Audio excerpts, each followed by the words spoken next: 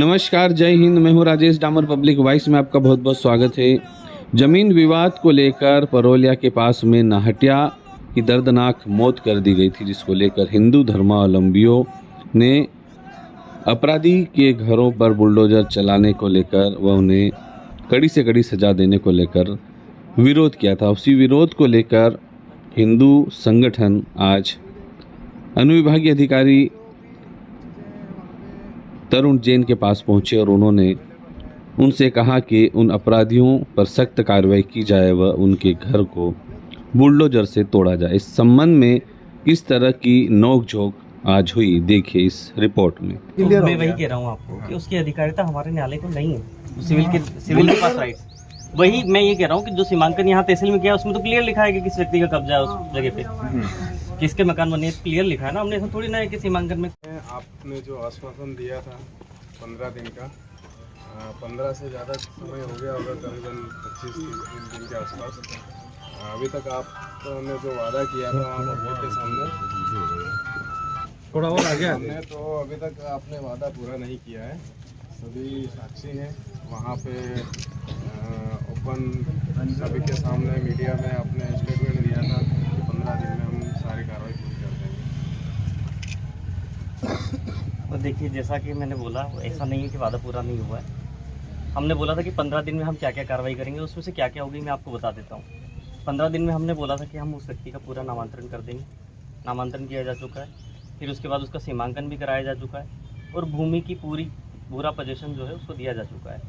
अब दूसरी बात, जो हमारी लिमिटेशन का मामला था वो हम सब कुछ कर चुके हैं। अब रही बात आपकी जो मांगे हैं, वो ये है कि उस व्यक्ति के मकान पे बुलडोजर चलाया जाना चाहिए। जहाँ तक मुझे पता है यही आपकी मांग है शायद।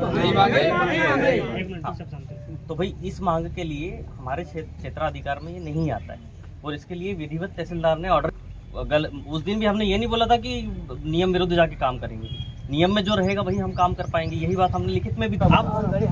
अब ग्राम सभा का काम भी, ग्राम सभा बनाई कुछ तो उसके भी राइट्स आपको एक्ट में देखना पड़ेगा, वो आपको भी चेक करना पड़ेगा उसके लीगलिटीज क्या है। वो हम ऑर्गेनाइज करेंगे वहाँ पे, वही लोकेशन पे आप लोगों को सूचना दी जाएगी। देखिए, इसकी सूचना और इसकी अनुमति देने का प्रावधान हमारे पास नहीं है, तो मैं बिल्कुल कार्रवाई करूंगा। शासन से नहीं, आप पढ़िए उसको, हमने पढ़ा है और उसमें स्पष्ट सभा गांव के हिसाब से आप मुझे ऐसा कहीं लिखा है तो आप मुझे ग्राम सभा कोई भी निर्णय ले सकती है सहमति से, पूरे गांव मिलकर कोई भी पॉइंट पे अगर गलत हो रहा है, गलत को रोक रहे हैं हम, किसी व्यक्ति को हम लीगल है उसकी जमीन पे, उसको तो हम बोल ही नहीं रहे।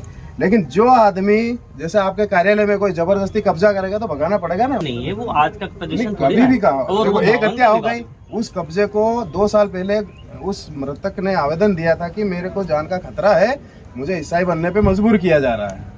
अगर उस दिन एक्शन होता तो आज वो जिंदा होता। पुलिस में आया था ना, तो प्रशासन विफल रहा उसकी जान बचाने में। दूसरा, उसके ऊपर जो उसकी जो निजी प्रॉपर्टी पे कब्जा हुआ उसको हटाना है, उसमें कौन से रूल्स की जरूरत है? रूल्स तो हर चीज में चाहिए होते हैं। कब्जा करने के लिए रूल्स नहीं है, नियम तो है ना, किसी भी तरीके की चीज को हटाने में नियम होता है ना।